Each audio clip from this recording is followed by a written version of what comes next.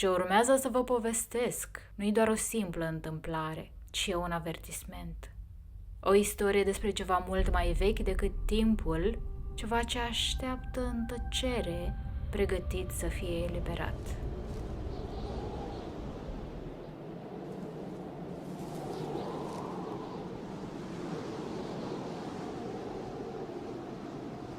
Noaptea se lăsase ca o pătură densă de întuneric, iar vântul era slab printre crengile copacilor bătrâni. Casa stătea stingheră în capătul străzii fără locuințe învecinate. Era o relicvă a altor vremuri. Fațada ei crăpată părea că ascunde secrete de mult uitate, iar ferestrele acoperite de praf, ca niște ochi orbi care priveau un abis, nu îi invitau pe nimeni să se oprească acolo. Nimeni nu mai locuise aici de ani de zile și totuși, în acea noapte, ceva se trezi. Maria se mutase acolo în căutarea unui nou început, fugind de trecutul care o bântuia. Casa, deși veche și neîngrijită, îi oferea oarecare liniște, sau cel puțin așa credea ea. În timp ce despacheta, exploră fiecare colț până când găsi niște trepte înguste, dar solide. Evident, asta trebuia să fie intrarea în pod. O ușă scorojită se afla în capătul treptelor întunecate.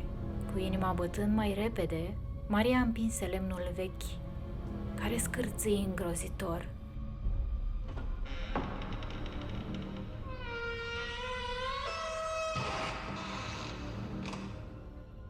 Podul era un morman de lucruri abandonate, un cimitir al amintirilor străinilor care locuiseră acolo înaintea ei. Un miros de praf, stătuci și lemn mucegăit îi invadă nările.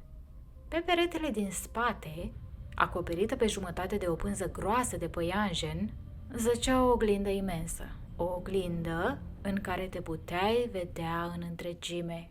Cadrul său din lemn masiv era sculptat cu modele stranii, spirale care păreau să se răsucească în forme nefamiliare. Semănau cu niște vechi rune sau cu inscripții tribale. Maria își trecu degetele peste lemn. Era rece, prea rece. Încercă să tragă pânza, deși aceasta parcă se agăța de oglindă cu încăpățânare. Parcă nu voia să fie descoperită. În momentul în care o smulse, un fior îngrozitor îi străbătu șira spinării. Reflexia ei era acolo, dar imaginea parcă era ușor întârziată, ca și cum ceva din adâncul sticlei ar fi trebuit să-și amintească exact cum să imite mișcările. Doar lumina proastă, își spuse Maria încercând să-și alunge senzația de neliniște. Totuși, oglinda părea să o atragă, ca un magnet invizibil care îi cerea atenția. O desprinse. Era destul de grea, dar cu ceva eforturi și răbdare, o coborî încetișor pe trepte. O puse în dormitor. Acum, suprafața ei strălucea ușor amenințător sub lumina slabă a veiozei. Nici nu apucă bine să o fixeze pe un perete, că aerul din cameră se schimbă. Parcă întreaga casă îi aștepta următoarea mișcare. În acea noapte, Maria nu reuși să doarmă aproape deloc.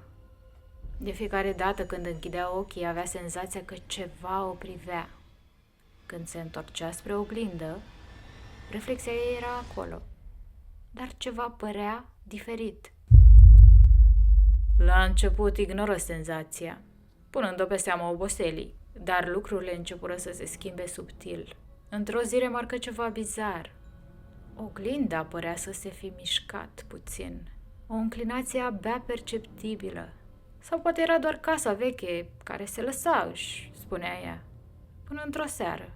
În timp ce își pieptăna părul în fața oglinzii, simți un fior rece pe ceafă. Reflexia ei era acolo, urmărindu-i mișcările, dar ceva nu era în regulă. A zâmbit. Un zâmbet slab, abia vizibil. Maria nu zâmbea și totuși reflexia da. Un rânjet straniu, inuman, care îi îngheță sângele în vene. Cine ești? Șopti ea. Reflexia nu răspunse, doar stătea acolo zâmbind. Maria făcu un pas în spate, inima îi bătea nebunește. din oglindă, o altă femeie o privea. Era îmbrăcată într-o rochie veche, sfâșiată, pielea palidă, părul încălcit, ochii goi, întunecați. Femeia se mișca, dar doar în oglindă. Maria a fugit din cameră, tremurând. Nu avea nicio explicație pentru ce văzuse. Se minți spunându-și că fusese doar un joc al luminii, o iluzie a minții ei obosite, și așa nu prea dormise bine în ultima vreme. Dar în adâncul sufletului știa, oglinda nu era doar un obiect vechi, era ceva rău, ceva care o privea. Nopțile ce au urmat, un coșmar nesfârșit. Umbra femeii din oglindă era acolo, tăcută, așteptând. Se arăta doar când nu privea direct în oglindă, o vedea numai cu coada ochiului, mișcări subtile în vederea periferică. Maria a început să o zărească din ce în ce mai des, nu doar în oglindă, ci și în colțurile întunecate ale casei, în reflexiile ferestrelor, în umbrele care se mișcau pe pereți, mereu cu acel zâmbet straniu. Apoi veni și noaptea în care totul se schimbă. Un sunet o trezi, un ciocănit slab, insistent, venind dinspre oglindă.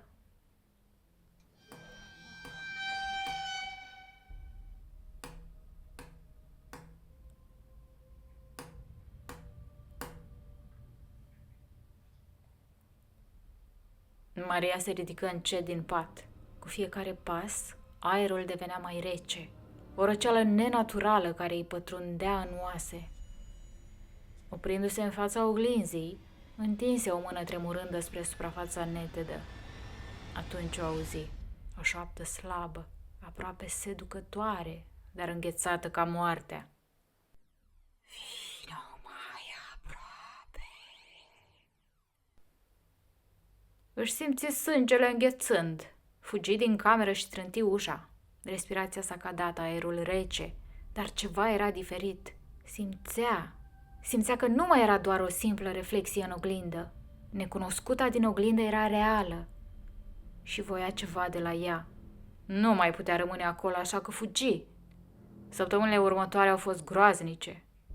Era convinsă că dacă se îndepărtează, coșmarul se va sfârși, dar oglinda nu o lăsa în pace. O urmărea în vise, în umbrele din jurul ei, în senzația apăsătoare că nu era niciodată singură. Oriunde ar fi fost, în fiecare noapte visa oglinda și aceleași bătăi insistente, mai puternice, mai aproape, ca și cum cineva sau ceva voia să iasă. Poate că nu mai avea de ales, poate că oglinda o chemase, sau poate că voia să se confrunte cu ea, să afle adevărul, să înțeleagă ce era dincolo de sticlă. Într-o zi nu mai putu. Trebuia să-și strângă lucrurile, așa că inevitabil se întoarse. Descuie și intră în hol. Cu fiecare pas pe podeaua scârțâitoare, inima îi bătea mai tare. Din nou avea senzația că umbrele obiectelor se lungeau amenințător și fiecare colț al casei păstra o tăcere apăsătoare. Când ajunse în dormitor, privirea îi căzu inevitabil asupra oglinzii. Nu voia să se uite, dar nu putea să-și întoarcă ochii. La început reflexia ei părea normală. Un gând răzleț îi spuse că poate mintea ei inventase toată povestea ca să scape de traumele recente. Totuși, ce reflecta oglinda părea mult prea static. Încăperea era mult prea tăcută. În aer plutea o tensiune grea, ca și cum oglinda însă și aștepta ceva. O senzație de somn ca un anestezic o lovi brusc. Abia mai putea ține ochii deschiși. Și atunci femeia din oglindă șopti din nou, glasul ei un ecou întunecat. Acum îmi aparții. Maria țipă, dar era prea târziu. Suprafața oglinzii început să se onduiască, părea lichidă. În dimineața următoare, casa era tăcută. Oglinda era acolo, neatinsă. Și înăuntru, noua femeie aștepta, cu un zâmbet straniu întipărit pe față. Ochii ei goi, reci, priveau dincolo de sticlă. Maria nu mai era, dar oglinda avea acum un nou suflet.